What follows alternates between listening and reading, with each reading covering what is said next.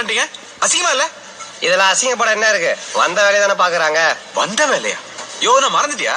Albert ஜான்சனை பார்க்கணும், baby soap bad confirm பண்ணணும், நம்ம சேனல் நம்பர் 1 சேனல் ஆகணும். அதுக்கு தானே வந்தோம். தூக்கி குப்பையில போடுங்க. எனக்கு ஆல்பர்ட் ஜான்சனையும் தெரியாது, ஆம்லெட் ஜான்சனையும் தெரியாது. எல்லாம் பொய். நான் வந்தது அந்த காதர் பாயோட மட்டன் பிரியாணி சாப்பிடதான். போதுமா? இந்த ஏரியால எங்க விசேஷம் நடந்தாலும் நான் பிரியாணி பண்ணதா முதல் போன் தம்பி கல்யாணத்துக்கு தான் போடுவேன். அந்த தம்பி எந்த வேலையா இருந்தாலும் அப்படியே விட்டுட்டு ஏன் பிரியாணி சாப்பிட வந்துருவார்ல, அப்படி ஒரு பார்த்தோம். அண்ணனுடைய பிரியாணிக்கு என் நாக்கு அடிமை.